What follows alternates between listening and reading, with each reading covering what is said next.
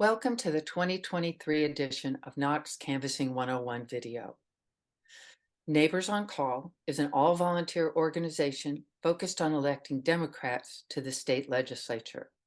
In 2023, we'll be canvassing in key districts where vulnerable incumbents expect to have tight races in 2024. In this quick 10-minute tutorial, you'll learn everything you need to know about canvassing with Neighbors on Call. We'll tell you how to get ready, what to expect at the meetup location, and some important do's and don'ts. Canvassing is absolutely the most effective way to get people to vote, and it is the most valuable use of your volunteer time. We target state legislature races that will be decided by very small margins, where canvassing can make the difference between winning and losing. The voters' responses that we collect will help legislators' campaigns plan and execute strategy.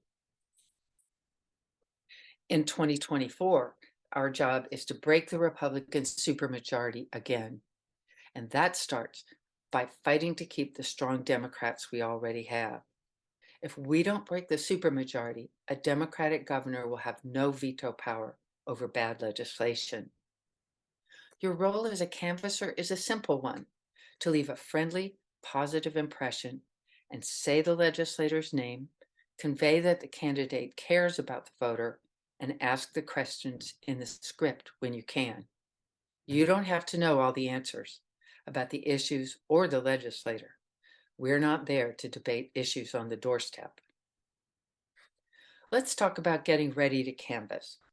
A few days before the canvass, the NoC coordinator will email you all the information you need to get ready, such as the meetup location, the carpool location if there is one, a script to guide your conversation with voters, information about the candidate, and the name and phone number of your NoC point person.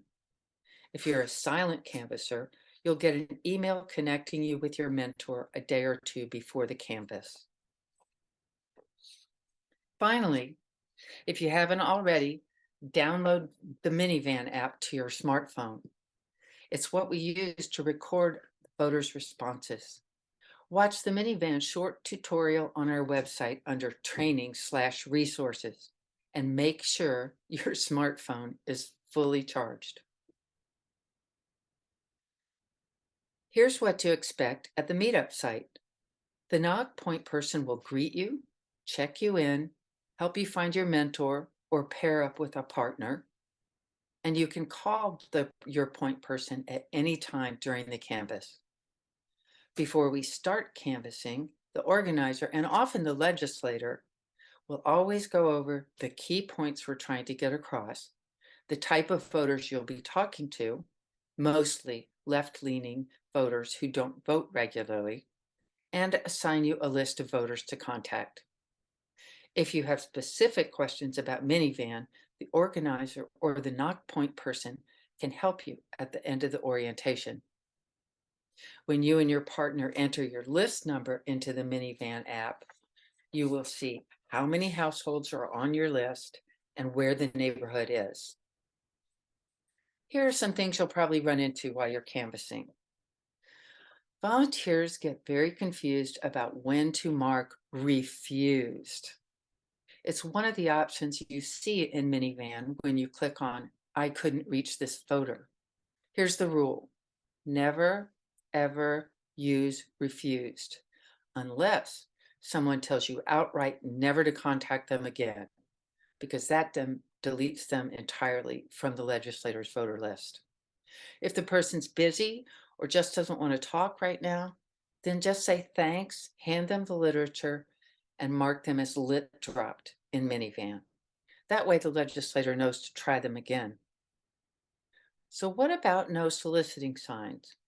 If there's a no soliciting sign on the porch or front door of a house, it's safest just to leave the handout on the door and code that house lit dropped. If there's a no soliciting sign at the entrance of a neighborhood or an apartment complex, use your judgment. Technically, we're not soliciting.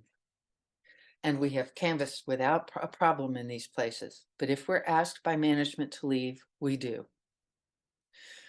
You'll run into a lot of Ring doorbells. So what should you do?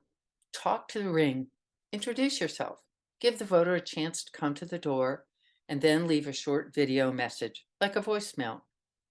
Keep in mind that the Ring is recording you long before and after you approach that door, so be careful about what you're saying to your partner.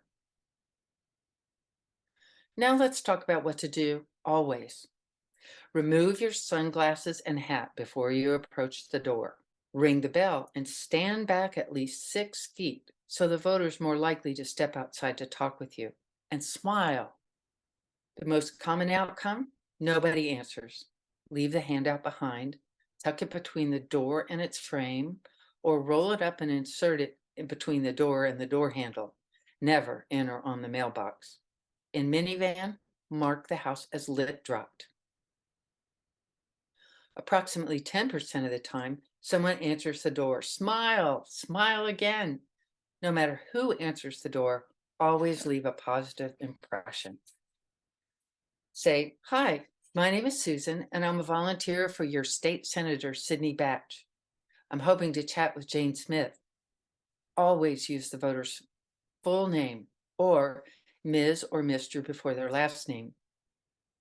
Using only their first name may be perceived as disrespectful. If you found your person, proceed with your pitch. Listen carefully. Listen, listen, listen. Be extra polite. Remember, say the candidate's name, convey that the candidate cares about the voter, and ask the questions. No need to lie about living in the district in which you are canvassing. Often people are really impressed to find out you're volunteering for a candidate outside your home district because you think so highly of them. If the voter you're trying to reach isn't available, ask the household member to give the literature to the person you were looking for and politely depart. Remember, some registered Democrats live with people who don't share their political views. Don't out them. If the person on your list just isn't receptive, just say, okay, bye, thanks for your time, hope you have a nice day, and move on. Now, it's data entry time. After you leave the person's property, then record your canvassing results in Minivan and sync it to the cloud. Use the drop-down menus embedded in the script whenever possible. Only use the Notes tab if you need to record other information. Once you've entered the data, sync it to the cloud and go on to your next door on your list. Take time to appreciate the neighborhoods you visit and the people that you meet. Here's what not to do. Never, ever. Never canvass a house that makes you feel unsafe or uncomfortable. Never leave literature in or on a mailbox. It's against the law. Never accept an invitation to go into a voter's home. Never walk across lawns or take shortcuts to the front door. Never look into the windows of homes, not even a little when you're ringing the bell. Don't do more than what you're there to do. Don't push a voter to see things your way or argue with them. Don't be teachy, even if you know a lot about the topic. These approaches are not effective and often come off as condescending or preachy. Don't lose sight of your privilege. If you're white, you have a privilege that others do not. I know that as a white canvasser, I am much less at risk than a person of color. I don't take advantage of that privilege by doing things that could be considered rude or pushing the envelope. At the end of your shift, synchronize your data one last time. Then give yourself big credit. Don't worry if you didn't finish your list. You did what you could. Lots of people not home. Leaving literature also increases name recognition. Even one meaningful conversation is a powerful success. We're not kidding about those small victory margins. In 2022, Ricky Hurtado lost his race by just 588 votes out of 27,000 cast. Ready for more? Sign up at Neighbors on Call. You got this. and we've got your back.